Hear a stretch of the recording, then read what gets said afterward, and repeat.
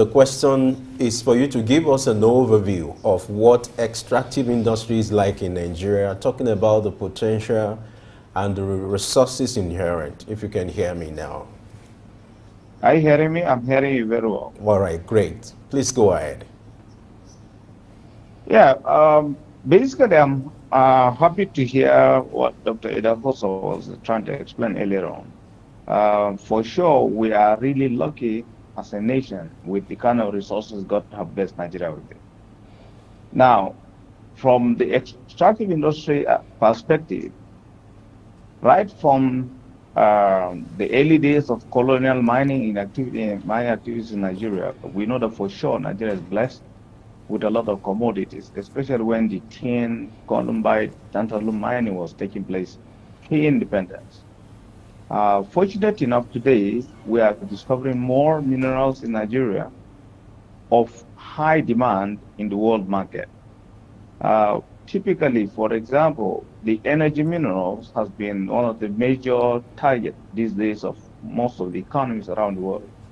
And Nigeria, by virtue of our geology, I think we are really lucky to have a very large deposit of such kind of commodities, especially the lithium associated mineralization.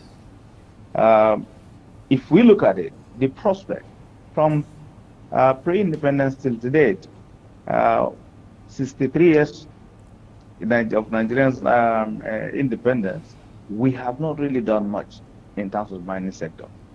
But for sure, we have a lot of opportunities to develop.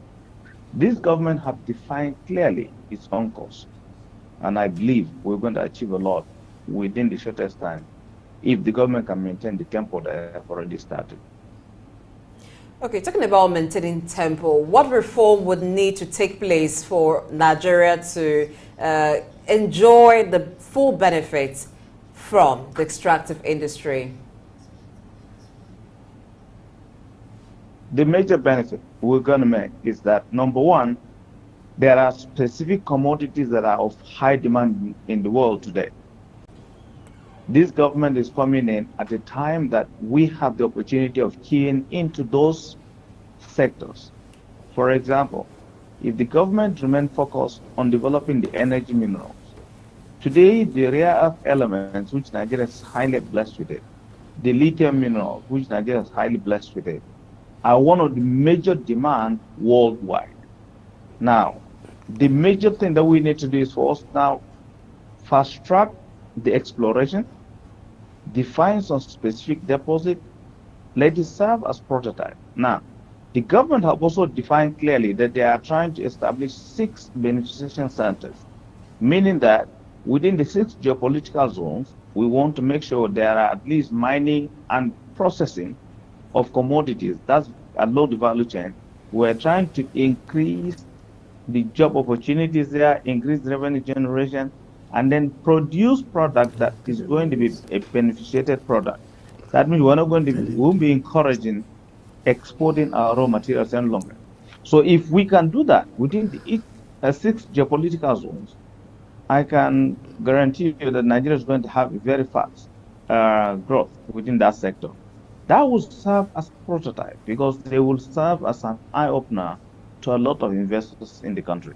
So I am very, very much optimistic that yes, that's going to be one of the best policy the government have taken immediately in the line of the extractive industry. Let's talk about this issue of exclusiveness, where everything that has to do with solid minerals or mining has to be in the purview of the federal government. There's this argument that there's a need to decentralize this so that there will be proper utilization of these resources, whereby state governments and local government can also be part of this. What's your take on this as we wrap up? I think there's a big misconception, and we must understand the structure Nigeria is operating upon. If we define mineral resources to be under the exclusive list of the federal government, we should understand it clearly. One, if the federal government decide to empower the state to be in charge of mineral resources, there must be fairness and equity. What do we do about the oil sector? So we should be very careful and be sensitive about the structure in which Nigeria is operating upon. If we make that mistake, we may end up actually having a lot of more crises that we cannot control in the future. So to me, it's very clear. The Constitution as it is today is the best way of operation for us as a people. The Constitution and the Act established in the Mineral and Mining Act 2007 have taken care of so many things, and the state government have avenue to operate comfortably without any ambiguity. The state government also have the opportunity to flop their own mining companies. They can operate independently as any other private company. So the Constitution is very clear. The Mineral and Mining Act is very clear. The regulation is very clear. I don't know why people are getting the ambiguity or the confusion and the problems that we are creating. Because if we decide to enter in mineral sector, please, we should always remember, this is a conglomerate Nigeria. What do we do about the oil sector? For me, this is very, very critical that we should be able to understand, advise the government on the right path.